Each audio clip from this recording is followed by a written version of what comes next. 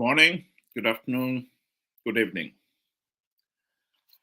Those who do not learn from the past are destined to repeat the same mistakes over and over again. There are many important lessons that we should learn from the 2008 to 2013 GNU.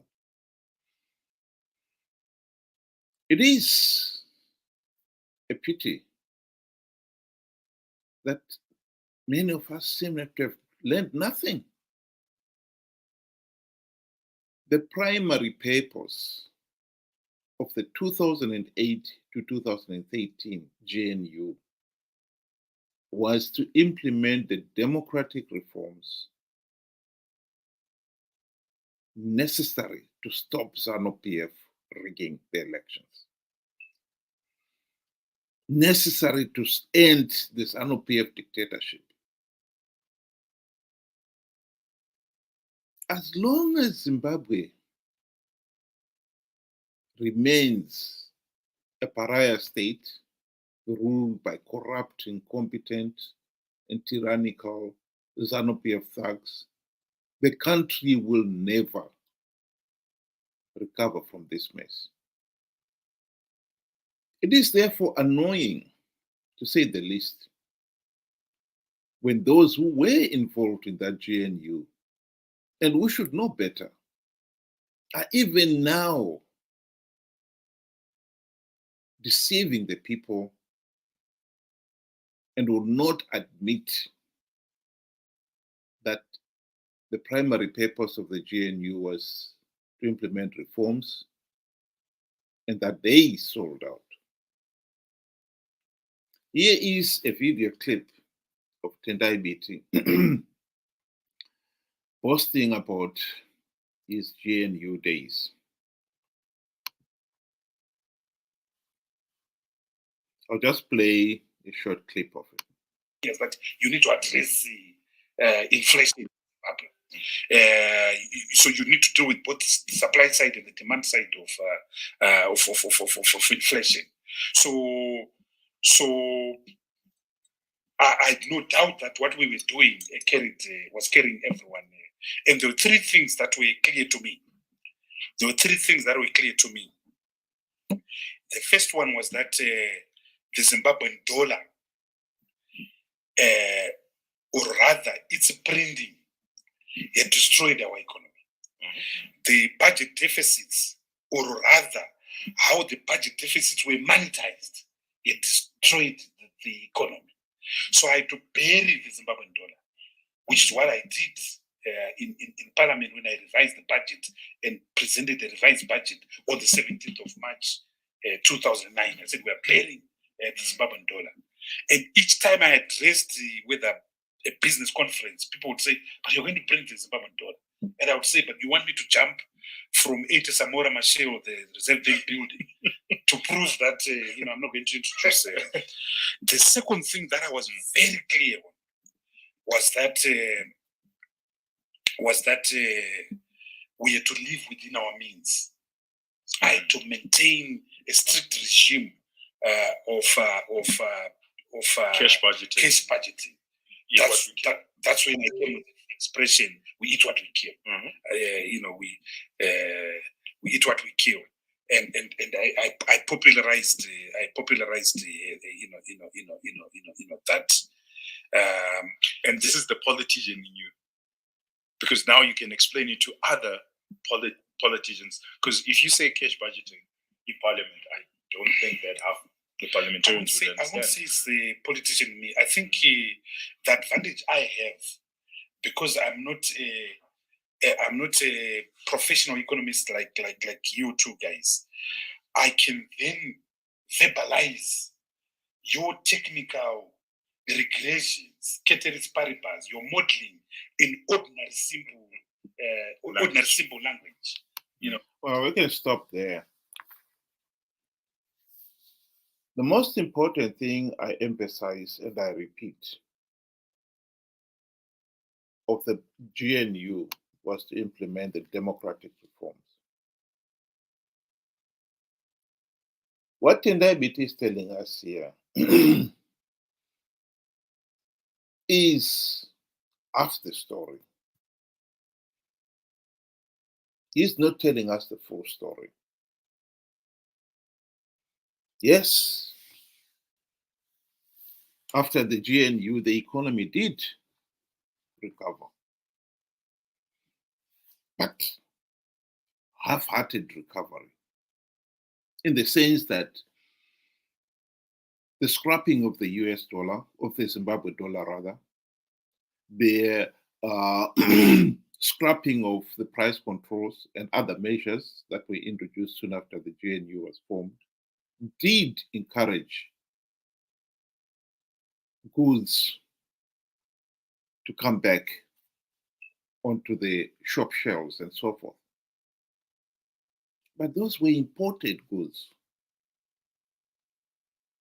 The Zimbabwe economy during the period 2000 to 2008 had shrunk a staggering 50%, resulting with many of Zimbabwe's industry and commerce collapsing, closing down completely. Big companies closed down. The GNU, when it was introduced, did not encourage industry to come back because the fundamentals that had caused those industries to close had not been addressed. We still had the problem of gross mismanagement, rampant corruption, and lawlessness.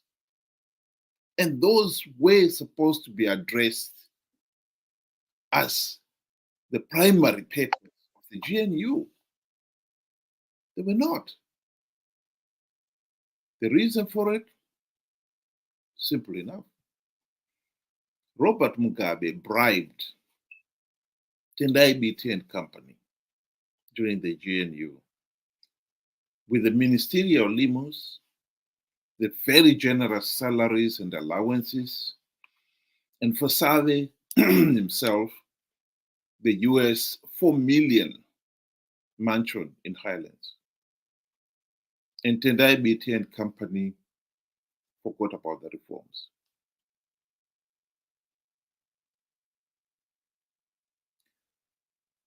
When Zanu PF thugs, cronies, were asked why was the opposition MDC guys not implementing reforms, they could not resist boasting. Mazwane MDC adziza kusvika anyerere. They could not resist it. They knew MDC guys, now that they were so comfortable, we're not going to bring up the issue of reforms. And that's exactly what happened. 5 years, not even one token reform was implemented. It's laughable that the likes of Tendai Biti is telling us about his so-called genius policy of we must eat what we kill.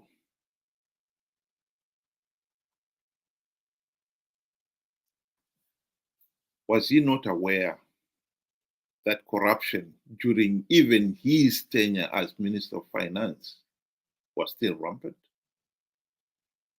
Here is a video clip from Professor Jonathan Moyo telling us exactly that point, that corruption was rampant. I want you to listen very carefully to the period in which this 12 to 15 billion US dollars in diamond revenue was unaccounted for. Are you corrupt? No, in fact, this is laughable. Seriously laughable. First of all, this is an accusation coming from the most corrupt politicians and public officials in the history of our country. They cannot account for the assets that they have. The richest individual in the Republic of Zimbabwe is Emmerson Mnangagwa, the one person who was responsible for setting up Zanu PF companies when he was the Secretary for Finance of the ruling party is Emmerson Mnangagwa. There is no cent that comes from those companies, including a bank, including investments in the region, in countries like Namibia and even South Africa.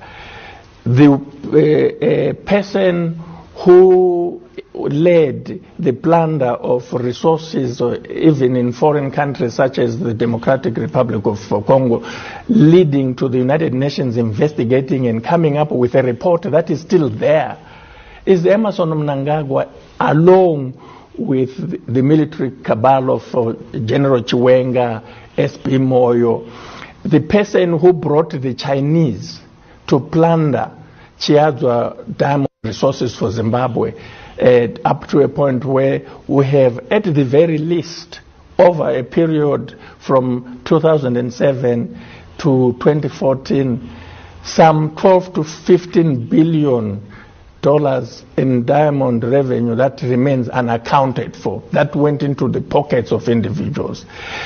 These people have staged a coup, not just to grab power for the sake of grabbing power, but in order to cover up their corruption. That command agriculture was nothing but a looting scheme. Tendai Biti was the Minister of Finance during that period, 2009, 2014. He knew about the looting of Zimbabwe's diamonds in Marange. He knew it. But like all the other MDC leaders, he had been bribed, varamrom. He had received his share of the spoils of high office, and he turned a blind eye to it. So here he is boasting about how he was forcing the 15 million ordinary Zimbabweans to share the goat. We eat what we kill. When he knew the Zanu PF ruling elite were feasting on the fattened bull. How ironic.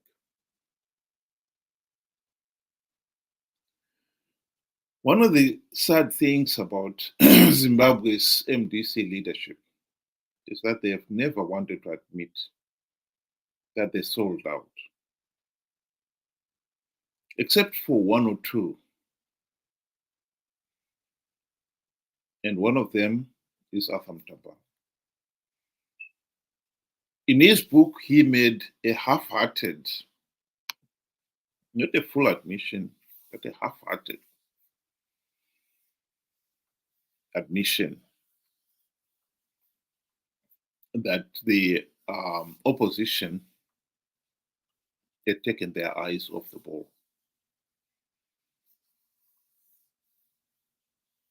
He admitted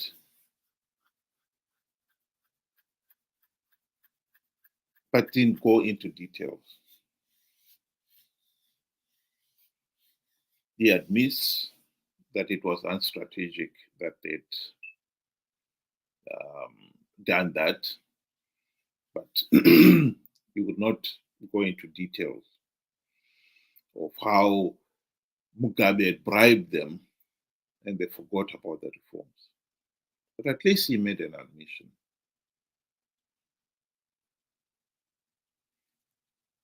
The same admission has never come from the likes of Tendai Biti and others. And unfortunately, many Zimbabweans, the penny has not dropped that the primary purpose of the GNU was to implement reforms. We can pretend all we want. The fact still remains that the primary purpose of the GNU was to implement reforms. And our MDC CCC friends sold out. The sooner we get that into our heads, the better for the nation.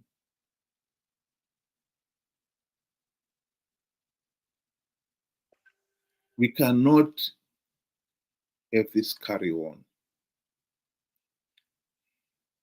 44 years of rigged elections is not a joke. In this day and age, we still don't know what constitutes free, fair, and credible elections. That is absolutely unbelievable. Unbelievable.